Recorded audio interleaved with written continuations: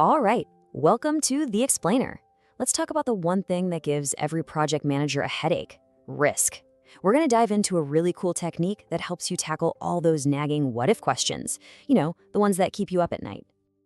Oh, you know that feeling, right? You've just kicked off a new project and the plan, it's a thing of beauty.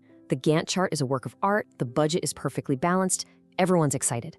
On paper, it's perfect, a guaranteed win. And then reality comes crashing in. The real world, the messy, unpredictable one, shows up at the door.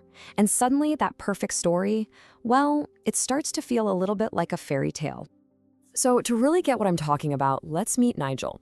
Nigel's a great guy, a classic project manager for a classic British event, the Little Puddleton Annual Village Fete. He's got a heart of gold and, let's just say, a very optimistic outlook. So here's Nigel's plan. The goal is to raise cash for the village hall roof. You've got your bouncy castle, your cake stall, the whole shebang. And his budget? Well, it's scribbled on a napkin. And his forecast? Guaranteed sunshine and profit. Now, this is what we call a deterministic plan. It's just a fancy way of saying every number is a single best-case scenario guess. It's a really common trap, right? Simple, super optimistic, and let's be honest, almost definitely not going to happen. And Nigel is about to get a serious reality check. Enter Brenda. Every committee has a Brenda, right? She's the voice of reason, the queen of what if. And she hits him with it. Lovely plan, Nigel, but what if it rains? What if the bouncy castle guy doubles his price? What if Mrs. Higgins' prize-winning sponge cake is a bit dry? See, these aren't just nagging worries. These are actual risks that could totally sink Nigel's project. So how do you deal with this what-if panic without just, panicking? Well, there's actually a tool for that. It's called sensitivity analysis. Sounds complicated, but it's not. It's just the official project management way of asking what if again and again, but in a smart way. It helps you figure out which of those what ifs could cause the most damage. It turns all that vague worrying into a proper, focused investigation. Okay, so the first tool we're going to give Nigel to help him sleep at night is something called a tornado diagram. But honestly, I think a better name for it is the panicometer. Why? Because it tells you exactly what's worth panicking about and what's not. And you'd be surprised how easy it is to build one. Seriously. Step 1, you list all your key variables. Basically all of Brenda's what-ifs, weather, costs, ticket sales, you name it. Step 2, for each one you figure out the range. What's the best it could be, the worst, and what's most likely. Step 3, you calculate the swing. You just test one variable at a time to see how much it messes with your final outcome, like your profit. And last, step 4, you just sort them. Put the one with the biggest swing right at the top. And voila! What you get is this chart that looks a bit like a tornado. The biggest risks, the ones with the widest bars, are right at the top. So for Nigel, you can see it plain as day. The weather is his absolute #1 problem.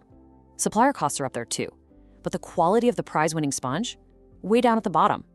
Suddenly, he knows exactly where to focus his worrying. So the panicometer, or tornado diagram, is brilliant for spotting your biggest individual risks.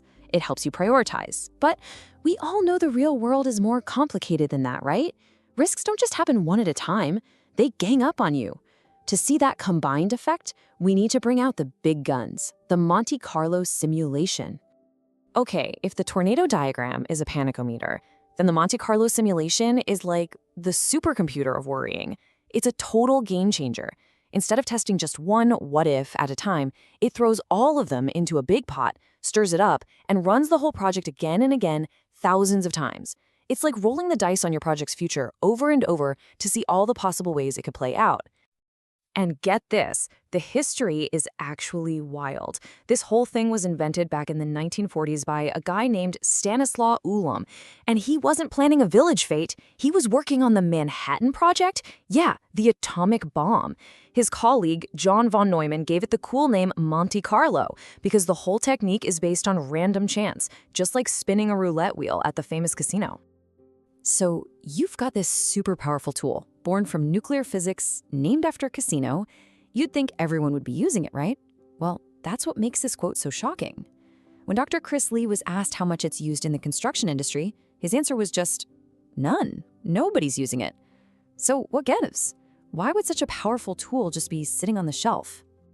Well, from what we can tell, it seems to be a mix of we've always done it this way, and people just thinking it's way too complicated. But it's not. The core idea is actually really simple. A computer just runs your project model over and over.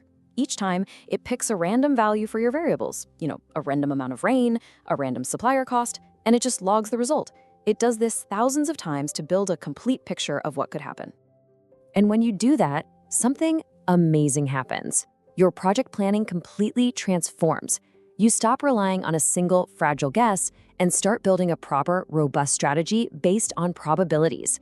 For Nigel, this is the moment he stops panicking and starts really planning. So remember Nigel's guaranteed profit on a napkin? The simulation throws that right out the window, and it replaces it with this, a much more realistic picture.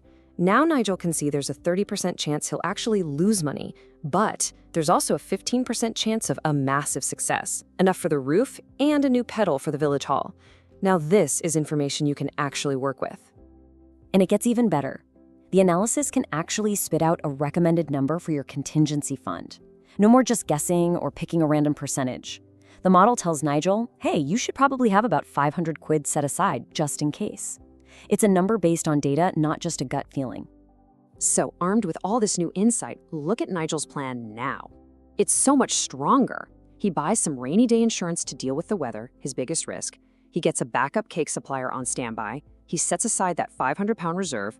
And, maybe most importantly of all, he can finally stop panicking and go have a nice cup of tea.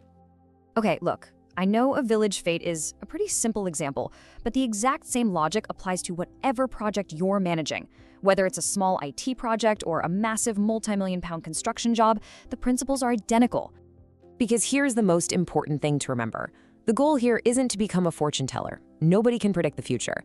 The point of all this is to understand the shape of your uncertainty. It's about seeing where you're most exposed and getting a real sense of what the full range of possible outcomes actually looks like. So let's wrap this up with the key takeaways. First, every single project has uncertainty. Don't stick your head in the sand.